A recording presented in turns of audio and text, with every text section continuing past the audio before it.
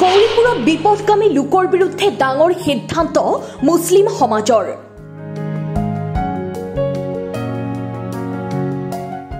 জানাজা বৰ্জন কৰিব মুল্লা আৰু ইমামে।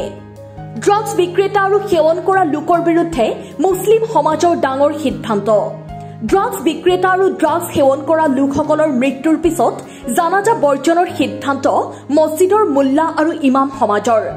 গৌৰীপুৰৰ বিভিন্ন অঞ্চলত নিচাজাতীয় দ্ৰব্য আৰু বাল্য বিবাহৰ বিৰুদ্ধে গাঁওৰক্ষী বাহিনী আৰু মছজিদৰ ইমামসকলৰ যৌথ প্ৰচেষ্টাত সজাগতা সভা অনুষ্ঠিত হৈ আছে। গৌৰীপুৰৰ গৌবজাৰ অঞ্চলত হোৱা নিচাজাতীয় দ্ৰব্য আৰু বাল্য বিবাহৰ বিৰুদ্ধে বৃহৎ সজাগতা সভা অনুষ্ঠিত হয়।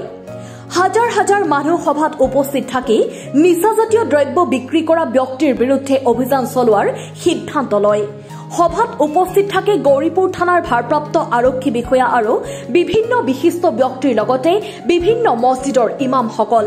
সমাজত বিয়পোৱা বাল্য বিবাহ, নিচাজাতীয় দ্ৰব্য আৰু নাৰী নিৰ্যাতন ৰোধ কৰাৰ পৰিকল্পনাৰ বিষয়েও আলোচনা কৰা হয়। লগতে ইমাম আৰু মুল্লাসকলে পুৱাৰ নামাজ শেষ কৰি নিচাজাতীয় দ্ৰব্য বিক্ৰী কৰা ব্যক্তিৰ ঘৰলৈ গৈ বুজাবলৈ চেষ্টা কৰাৰ এক সংকল্প লয়। লগতে মুছলিম এলেকাত ড্ৰাগছ বিক্ৰী কৰা আৰু ড্ৰাগছ সেৱন কৰা ব্যক্তিৰ মৃত্যুৰ পিছত জানাজা বৰ্জন কৰাৰ সিদ্ধান্ত গ্ৰহণ কৰে।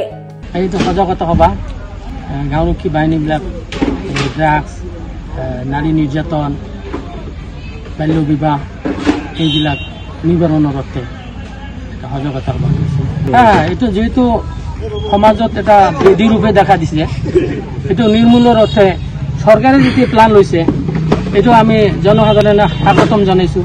আৰু বিভিন্ন অঞ্চলত মিটিং কৰি আমাৰ গাঁওৰক্ষী বাহিনীৰ নেতৃত্বত এটাকৈ কমিটি হৈছিল আৰু কমিটিৰ নেতৃত্বত আজি কেইটামান গাঁওৰক্ষী কমিটিৰ গাঁৱৰ মানুহ একত্ৰিত হৈ আমি এই প্ৰগ্ৰামবিলাকক সফল কৰাৰ বাবে যতনৰ চেষ্টা চলাইছিলোঁ। আৰু সেইটো আজি আমি আমাৰ গৌৰীপুৰ থানাত SI sir, OC sir, CO VDO sir এইবিলাকৰ সহযোগত আমি এইবিলাক কাম কৰিবলৈ সক্ষম হৈছোঁ আৰু ছাকচেছো হৈছোঁ। ভালকৈ বুজি দিছে আজি যে ইমামসকলৰ ওপৰত বহুত কাম থাকে আৰু সিহঁত যিহেতু এই সমাজৰ সন্মানীয় ব্যক্তি, অন্যান্য কামৰ লগত এইবিলাকৰ ওপৰত সিহঁতে যেন প্ৰতি ঘৰে ঘৰে গৈ মানুহক বুজনি দিয়ে আৰু সেই বুজনি মতে বাকীবিলাকো সহযোগ কৰিব। ইয়াৰ ওপৰত বিশদভাৱে কথা কৈছিল আৰু আমাৰ জনসাধাৰণে এই কথাবিলাক মানি লৈছে। আজি OC ছাৰে আমাক মাতি গ'ল যে যিবিলাক প্ৰেচিডেণ্ট ছেক্ৰেটাৰী হৈছে সিহঁতৰ লগত আলোচনা হ'ল, হেণ্ডশ্বিপ কৰিলে, এখন গামচাৰে সম্বৰ্ধনা জনালে আৰু মাতি গ'ল যে আপোনালোকে আহিব, আমি আপোনালোকক বাকীবিলাক কথা ভালদৰে বুজি কৰি দিম। আমাৰ যিটো বিশেষকৈ ড্ৰাগছৰ যিটো গ্ৰাম অঞ্চলত বিশেষকৈ গ্ৰাম অঞ্চলত যিটো হৈ আছে, আমি বহুত সচেতন হৈ আছোঁ যে এইটো কেনেকৈ ৰোধ কৰিব পাৰোঁ।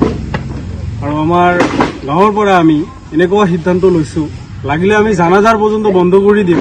এইসকল যিসকলে ড্ৰাগছ নেচা কৰি মৃত্যুবৰণ যদি কৰে, এইসকলৰ জানাজাৰ লাগিলে বন্ধ কৰি দিম। আৰু খুব কড়া নিৰ্দেশনত তেওঁৰ ফেমিলি যিবিলাক নেচা কৰে তাৰ ফেমিলিবিলাককো আমি অৱগত কৰাম, যাতে এই ল'ৰাবিলাকৰ পৰা যাতে দূৰত্ব বজাই কৰে বা ল'ৰাবিলাকক যাতে ভাল হোৱাৰ কাৰণে যাতে নিৰ্দেশনা দিয়ে। আমি ইতিমধ্যে গাঁও এৰিয়া আমি এখন এখনকৈ কমিটি বনাই দিছোঁ আৰু ইমামসকলেও আমাৰ লগত জড়িত থাকিব। আমি গোটেইখিনি মিলি খালি আপোনাৰ কমিটিখনে নহয়, লগতে গাঁৱৰ মানুহলৈ আমি প্ৰতিটো ঘৰে ঘৰে যাম। যিখিনি ঘৰত নেচা আসক্ত বা নেচা বিক্ৰী কৰা হয় এইখনৰ ঘৰত আমি গৈ ফাৰ্ষ্ট টাইম আমি বুজাম। তাৰ পিছত যদি না সমাজ ব্যৱস্থা এটা আছে, লাগিলে সমাজৰ পৰা এঘৰে কৰি দিম। বিভিন্ন পৰ্যায়ত কৰাৰ পিছতো যদি এইখিনি যদি ঠিক নহয়, আমি লাগিলে প্ৰশাসনৰ এটা সহায় ল'ম। News desk report, Assam time. ঘৰত আনন্দ আৰু সম্পৰ্কৰ চমক বজাই ৰাখিবলৈ জৰুৰী হৈছে সকলো আনন্দময় মুহূৰ্তত মৰমৰ উপহাৰ দিয়াটো।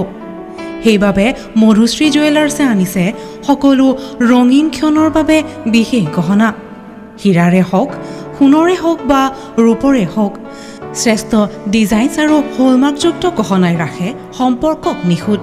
তেনেহ'লে আজিয়ে আনক আনন্দ মধুশ্ৰী জুৱেলাৰ্ছৰ সৈতে যোগাযোগ কৰক 7028000341 নাইবা ভিজিট কৰক LNB ৰোড নলবাৰী অসম।